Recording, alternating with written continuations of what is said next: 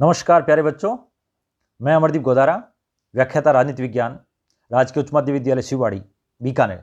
आज आपके सामने मेरे YouTube चैनल मार्सा पर आपके लिए लेके आया हूँ राजनीति विज्ञान का एक नया टॉपिक जो बहुत ही महत्वपूर्ण है। आज हम बात करेंगे संविधान की प्रस्तावना का, या इसको हम उद्देशिका और इंग्लिश में प्रीएम्बल बोलते हैं।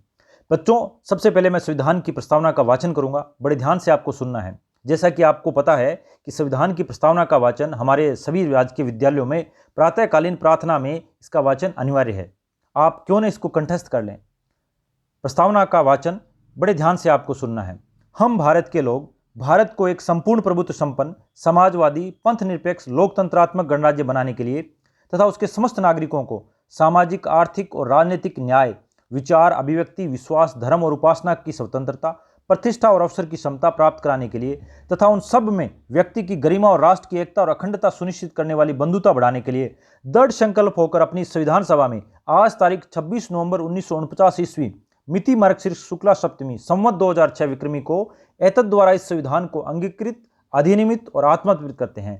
प्यारे बच्चों, मेरा ज़्यादा से ज़्यादा उद्देश्य ये है कि आपके सामने जो भी मैं बिंदु लाऊं वो राजस्थान माध्यमिक शिक्षा बोर्ड की कक्षा 12 की पाठ्य पुस्तक से लूं, जो आपके लिए बोर्ड की परीक्षा में भी अधिक अंक लाने में सहायक सिद्ध हो। तो ये जो कोटेशन मैं बोल रहा हूं इसको बड़े ध्यान से सुनना। हमारे संविधान के प्रारंभ में एक प्रस्तावना है जिसके द्वारा संविधान में मूल उद्देश्यों को स्पष्ट किया गया है, जिससे संविधान की क्रियान्विति तथा उसका पालन संविधान की मूल भावना के अनुसार किया जा सके। संविधान के गौरवपूर्ण मूल्यों को संविधान की प्रस्तावना में रखा गया है।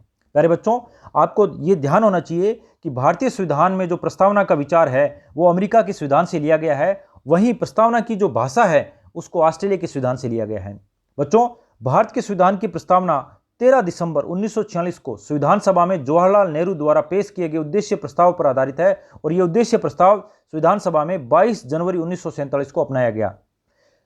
के.एम. मुंशी ने भारतीय संविधान की प्रस्तावना को राजनीतिक कुंडली नाम दिया है। बच्चों, अब हम भारत के संविधान की प्रस्तावना की विवेचना पाठ्य पुस्तक के आधार पर 3 भागों में करेंगे। अ भाग घोषणात्मक भाग, ब भाग उद्देश्य और स अपन बात करेंगे विवरणात्मक भाग की। इन तीनों के अंदर जो महत्वपूर्ण बिंदु है उन पे भी हम विस्तार से चर्चा करेंगे। बच्चों, घोषणात्मक भाग, इसमें दिया गया है हम भारत के लोग। इसका तात्पर्य है संविधान के निर्माताओं के अनुसार संप्रभुता अंततः जनता में निहित है। सरकार के पास अथवा राज्य सरकार के विभिन्न अंगों के पास जो शक्तियां हैं वे सब जनता से मिली हैं।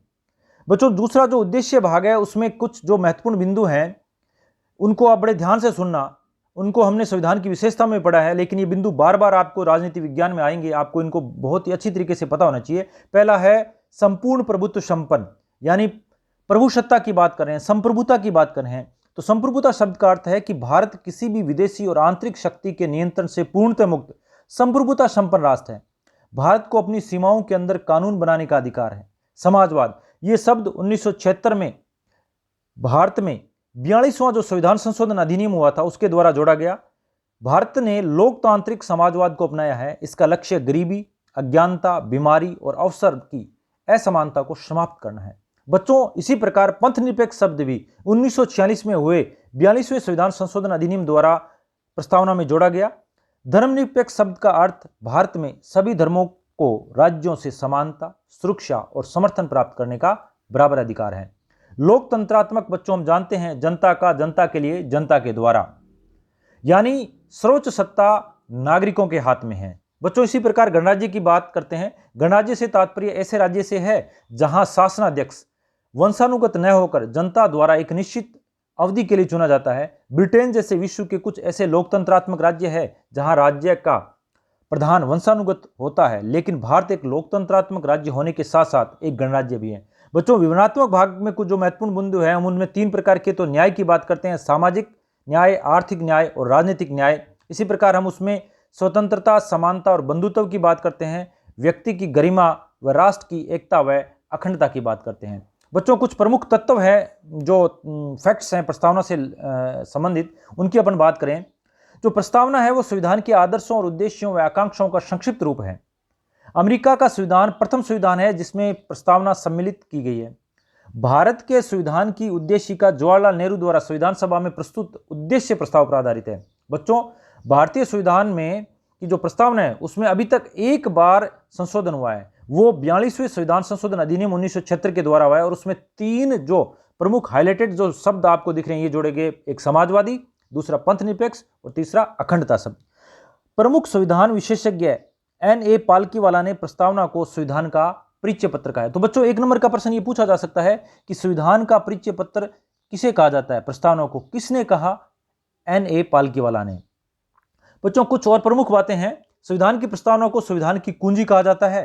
प्रस्तावना के अनुसार संविधान के अधीन समस्त शक्तियों का केंद्र बिंदु अथवा स्रोत भारत के लोग ही है। प्रस्तावना में लिखित शब्द यथा हम भारत के लोग इस संविधान को अंगीकृत, अधिनियमित और आत्मकृत करते हैं, भारतीय लोगों की सर्वोच्च संप्रभुता का उद्घोष करते हैं। प्रस्तावना को न्यायालय में परिवर्तित नहीं किया जा सकता। यह निर्णय यूनियन ऑफ इंडिया बनाम मदन गोपाल 1957 के निर्णय में घोषित किया गया। बेरूवाडी यूनियनवाद 1960 में सर्वोच्च न्यायालय ने निर्णय दिया कि जहां संविधान की भाषा संदिग्ध हो वहां प्रस्तावना विविध निर्वाचन में सहायता करती है। बच्चों बेरूवाडी वाद में ही सर्वोच्च न्यायालय ने संविधान जो प्रस्तावना है को संविधान का अंग नहीं माना, इसलिए विधायिका प्रस्तावना में संशोधन नहीं कर सकती। परंतु सर्वोच्च न्यायालय ने केशवानंद भारती बनाम केरल राज्यवाद 1973 में कहा कि प्रस्तावना संविधान का अंग है, इसलिए विधायिका उसमें संशोधन कर सकती है। इसी प्रकार केशवानंद भारती ने ही बाद में सर्वोच्च न्यायालय में मूल ढांचा का जो सिद्धांत दिया तथा प्रस्तावना को संविधान का मूल ढांचा माना। साथ ही संसद संविधान के मूल ढांचे में नकारात्मक संशोधन नहीं कर सकती, लेकिन बच्चों ऐसा संशोधन कर सकती है जिससे मूल ढांचे का विस्तार व मजबूतीकरण होता है। 42वें संविधान संशोधन अधिनियम द्वारा 1976 के द्वारा हमने देखा कि प्रस्तावना में 3 शब्द समाजवाद, पंथ निरपेक्ष और अखंडता शब्द जोड़े गए। बच्चों ये प्रश्न 1 नंबर का आता है कि संविधान की प्रस्तावना में कितनी बार संशोधन हुआ और कौन कौन से शब्द उसमें जोड़े गए। प्यारे बच्चों ये एक बहुत ही महत्वपूर्ण टॉपिक है जो मैंने आपके सामने लाया।